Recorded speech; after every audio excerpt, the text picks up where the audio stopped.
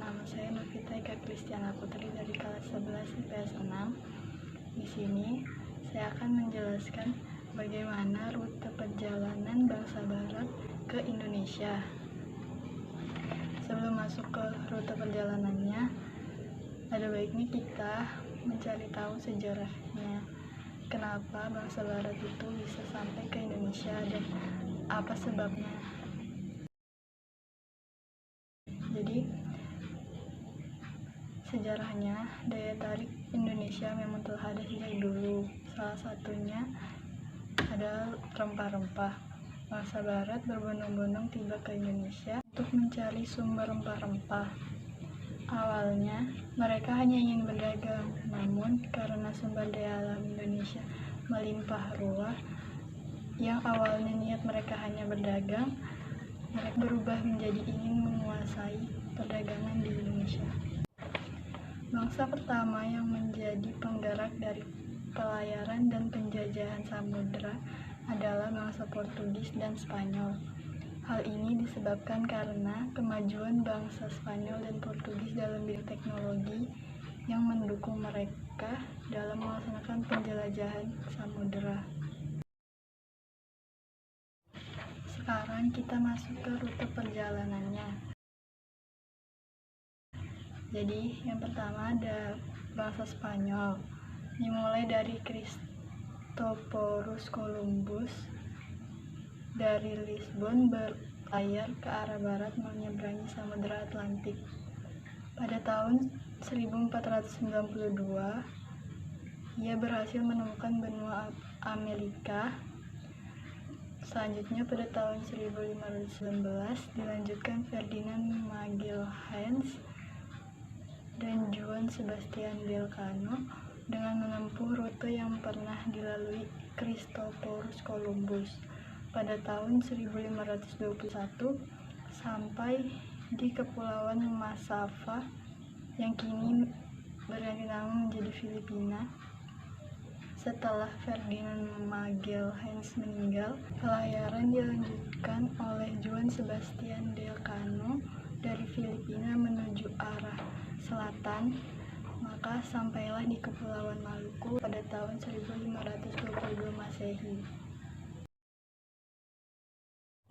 Rute perjalanan yang kedua ada bangsa Portugis.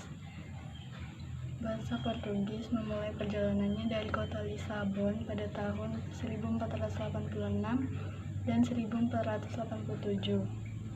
Ia menyusuri pantai barat Afrika, Semenanjung Harapan, pantai timur Afrika, kemudian berlayar ke arah timur menuju India pada tahun 1498 Masehi. Terus di India, Vasco da Gama mendirikan kantor dagang. Kemudian pada tahun 1511, Alfonso de Albuquerque berhasil menguasai Selat Malaka. Setelah menguasai Selat Malaka, Portugis melanjutkan pelayarannya ke arah timur menuju Indonesia. Pada tahun 1512 Masehi, Portugis menanamkan pengaruhnya di Maluku. Rute perjalanan yang ketiga ada dari bangsa Inggris. Bangsa Inggris memulai perjalanannya melalui Persekutuan Dagang EIC atau East Indian Company sebagai campuran dari para pengusaha Inggris. Walaupun Inggris tiba di Kepulauan Nusantara, namun pengaruhnya tidak terlalu banyak seperti Belanda. Hal ini disebabkan EIC terdesak oleh Belanda sehingga Inggris menyingkir ke India atau Asia Selatan dan Asia Timur. Dan rute perjalanan yang terakhir dari bangsa Belanda. Dimulai pada tahun 1595 Masehi, Cornelis de Houtman menempuh jalur pelayaran bangsa Portugis. Setelah melewati Semenanjung Harapan, Samudra Hindia, dan Selat Malaka, rombongan Cornelis de Houtman sampai di Pelabuhan Banten pada tahun 1596 Masehi. Dari Banten, Cornelis de Houtman melanjutkan pelayaran ke arah Indonesia bagian timur untuk memperoleh rempah-rempah. Mereka singgah di Madura, Bali, lalu berlayar ke arah utara sehingga sampai di Kepulauan Maluku pada tahun 1598 Masehi. Kedatangan Houtman di Indonesia lalu disusul ekspedisi-ekspedisi lainnya. Banyaknya pedagang Belanda di Indonesia, maka muncullah persaingan di antara mereka sendiri.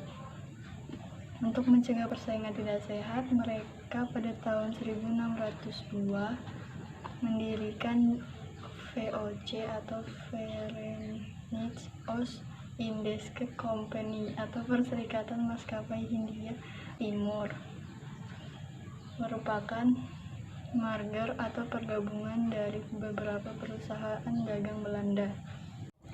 Jadi itu tadi rute perjalanan bangsa-bangsa barat ke Indonesia.